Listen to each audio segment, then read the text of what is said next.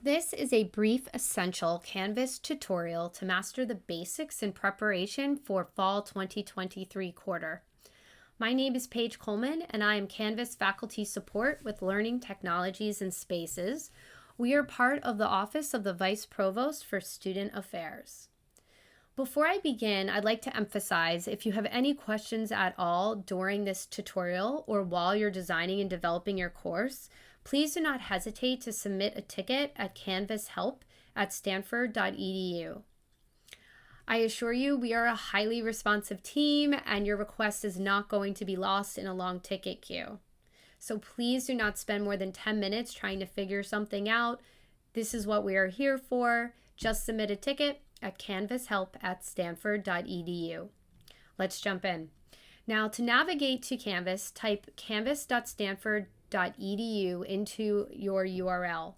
Canvas works best in Chrome or Firefox. Please veer away from Safari. Also, if this is your first time accessing Canvas, please allot additional time to web authenticate. You will be requested to do so. Now, once we enter canvas.stanford.edu, we are immediately taken to our dashboard. Typically at the top of the dashboard, there are global announcements. We reserve this space for pertinent information only. I currently have none at the top of my dashboard. However, if you accidentally X one out, all is not lost. You can access past global announcements or current ones by navigating to the global menu and clicking on Account. I'm going to scroll down with my cursor and click on Global Announcements. And here I may view current announcements and recent. Before navigating back to my dashboard, I'd like to review a few of the tools within the Account tab. First, I'm going to click on Profile. And if you draw your attention to the right side of the screen, I'm going to click on the three dots and click Edit Profile. Here is where you can add your contact info, links, your bio. Whenever you add contact, do not forget to scroll down and click Save. Also to note, you can upload your own picture or avatar. Students can do the same, but please note that this is separate from the student's course ID picture on file with the registrar. I'm now going to navigate to Settings. And on the right side of the screen, under Ways to Contact and Email Address, we highly recommend that your default way to contact is your Stanford email address. If it is not, this could create a barrier to entry for particular tools within Canvas. For instance, Zoom or collaborations, which are synced to your Stanford Google Doc account. You may add other ways to contact, but you would denote default by highlighting the star. I'm now going to navigate back to Notifications, click on Notifications. If you intend on communicating with your students in your class through Canvas, please make them aware. That way they drill down to your course and set their notification preferences for your course. They can even do so as well per tool within your course. For instance, when I click on Files, these are the options available to me. Also, whenever you see these blue, orange, or red bars appear at the top of your screen, please take the time to read them. Just like global announcements, this is pertinent information and will affect how you design and develop your course. I'm now going to navigate back to the global menu and click on Dashboard. At the top, I have my published courses, and at the bottom, my unpublished. By default, courses are unpublished. If you do not see a course that you are scheduled to teach, please get in contact with the registrar or your department admin. We pull this information from the registrar's office. And you're going to want to ensure that a Canvas course card representing the course you're teaching has populated on your dashboard. I'm going to enter this course for the purposes of reviewing a few tools. And I have all these options to publish my course at the top of the screen, the right. I could even publish my course from my dashboard. However, the absolute last thing that you should do when your course is student-facing ready is publish the course within its entirety. Now, when I enter my course from my dashboard, I'm immediately taken to the syllabus tool, the syllabus view, and this is the default homepage for your course. However, before I jump into syllabus and files, I'd like to highlight a few other tools. If you'd like to copy course content from one quarter's course to this one, you are going to scroll down and click on Settings at the bottom of the left menu bar.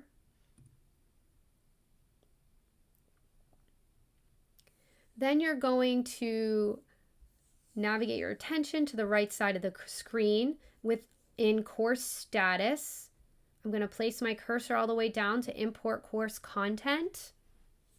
Under Import Content, Content Type, I'm going to click on the caret and select Copy a Canvas Course. Within Search for a Course, I'm going to begin typing that course name in. It may take a second to populate.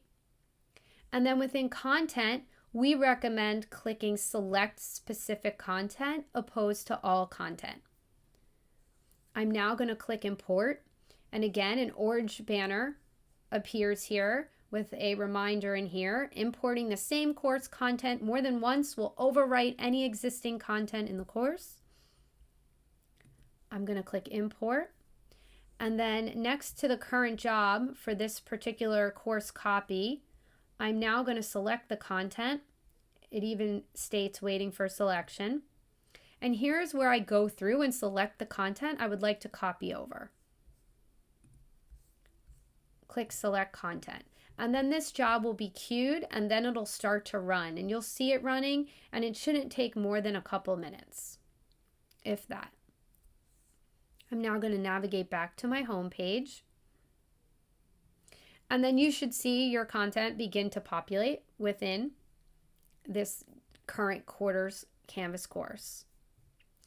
Before I delve into syllabus and files, I do want to mention roster photos. On the left side of the screen, on the menu bar, I'm scrolling down to roster photos. This tool is only visible to teaching teams, even though it's present in this bar here. I'm going to click roster photos. I'm going to highlight a more robust visual since this is my demo course.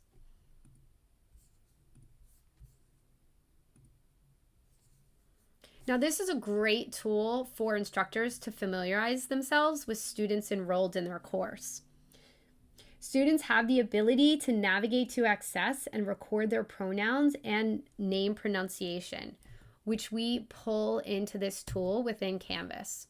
And when you click on a student's course ID card and then click on the blue play button, the blue arrow, this is where you can listen to their name pronunciation and view their preferred pronouns as well. If you'd like to print, you need to select name only or photo only by clicking on this caret. Another tip here is the download roster button. We highly recommend that you download the roster before the add drop period and after the add drop period. For any given time, there could be a lag in notifications within Canvas.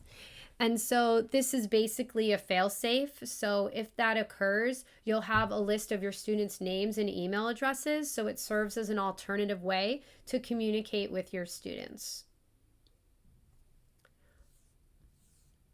I'd also like to quickly mention the People tool, which is visible to students. You can hide it. However, if your course is going to employ a lot of group project-based collaborative type work, I recommend keeping it visible. Now, even though this is visible to students, they're not going to see login ID and SIS ID. The only thing visible to students are other students' names, section, and role. Okay, I'm now going to navigate to syllabus. And again, this is the default view. A few things I'd like to mention about the syllabus tool here is whether you have an external website or this is your only Canvas course, utilizing the syllabus tool in Canvas helps both prospective and enrolled students access course information, which is crucial for all educators to utilize this particular tool within Canvas to share their syllabus. We did conduct student interviews and student surveys, which told us much about the student experience in Canvas, in particular regarding this specific tool. And students communicated that they've experienced frustration when the syllabi weren't in places they expected them to be or where they expected to find them.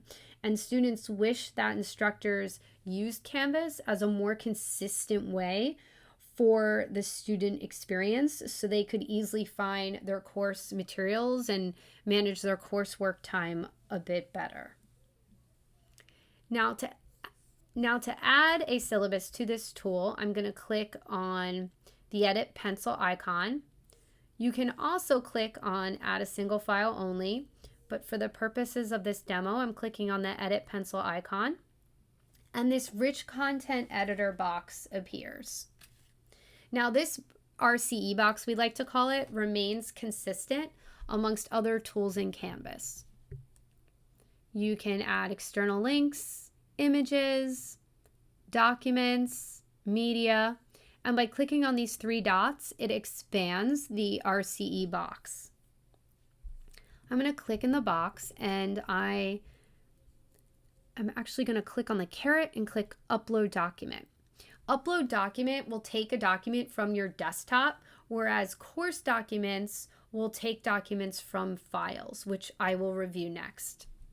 I'm going to click on Upload File. I'm going to find my syllabus. However, it has not inserted itself yet into the syllabus tool. I must scroll down and set my usage rights. I'm going to click on the caret for usage rights and select I hold the copyright. I'm going to click Submit. A yellow toolbar will flash symbolizing that it has inserted. However, you must then click Update Syllabus. And there is my document. You can also copy and paste into that RCE box as well. And there is one caveat with the syllabus tool. Unlike other content within Canvas, whenever you add material into Canvas and other content, it is only visible to those enrolled in your course. However, when you upload content to the syllabus tool, it feeds to syllabus.stanford.edu. This is by default, so syllabus uploaded to Canvas via this tool are accessible to all authenticated Stanford users, even before you publish your course in its entirety. You do have the option to restrict the syllabus access to those enrolled in your course, but this will only work for enrolled students only. And for more information on how to do so, please submit a ticket to canvashelp@stanford.edu. I am now going to navigate to Files. Now, second best practice is to bring all your content over to the Files tool before you design and develop your course, for it's just more seamless and a bit easier. You would click Upload on the top right, and here is where I can add content from my desktop to the syllabus tool. As you can see, when I added that one document, this red exclamation mark appeared, which is reminding me to set my usage rights. Again, something cannot be publishable or viewable by students unless you set your usage rights. You can also create folders within the Files tool. I recommend organizing files to be consistent with your syllabus. It's more seamless for the students. With regards to naming conventions, we do not recommend utilizing dates. As you saw earlier, when I copied course content in from a previous quarter's course, all those dates then would also roll over and they'll no longer be relevant. So you'll be creating a lot of extra work for yourself by having to go through and customize all those dates, to edit them, customize them. So we recommend using units, weeks, themes, project titles while creating file folders. Now there's a little hack here with the Files tool. If you're on a Mac, press Command A. And if you're on a PC, press Control A. And as you can see, everything highlighted in blue and this toolbar appeared at the top of the screen. This allows for bulk functionality. One of the biggest time savers here would be managing usage rights. So if you brought all your content over, you could then manage your usage rights according to bulk. You can delete, move content around. You can download as a zip into a CSV file. You can manage access of a file or a folder, which means you could lock it down according to a date and time. And then you can view the content, toggle it. I'm going to upload another document.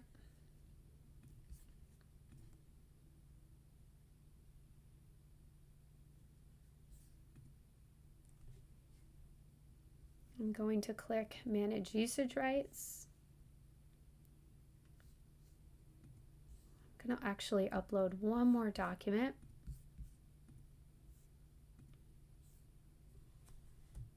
I'm going to click Command A, and I'm going to show you the process for setting these usage rights according to bulk. I'm now going to click on Manage Usage Rights, and this is how it will appear. Publish and save.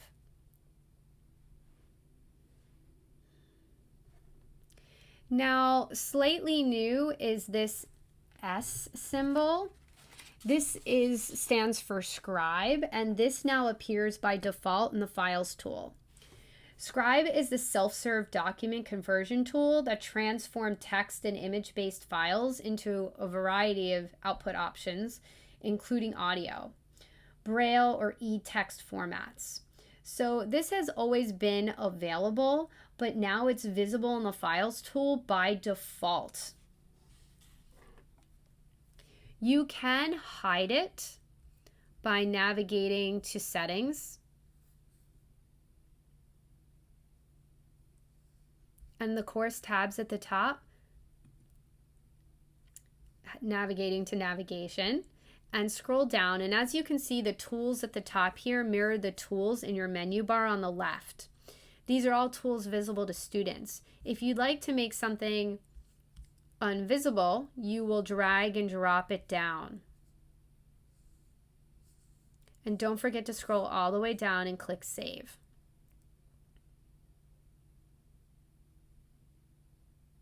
And this applies to all tools. This workflow applies to all tools within navigation. Tools you'd like to hide or tools you'd like to make visible.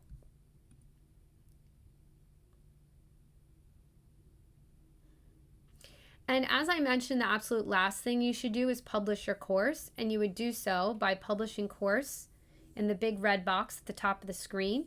You could publish under course status by clicking on Publish with the check mark. And you can also publish from your course card on your dashboard. I'm now going to navigate to the global menu and select Help. Just to review a few of these features here, request help from Stanford Canvas support is the same as submitting a ticket at canvashelp@stanford.edu. So you can do so directly from within your course. And then you also have these other options. Browse Stanford Canvas FAQs. These are Stanford specific guides that our team has written that pertain directly to common questions we receive.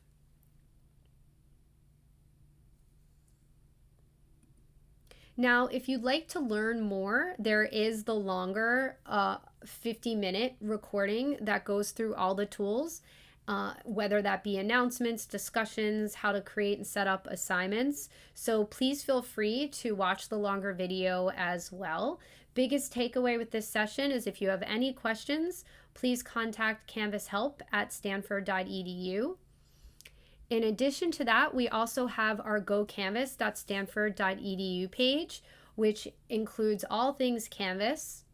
Please feel free to peruse this page as well. It's broken down into instructors, students, and news. But any questions at all, Canvas Help at stanford.edu. I hope you have a lovely fall 2023 quarter.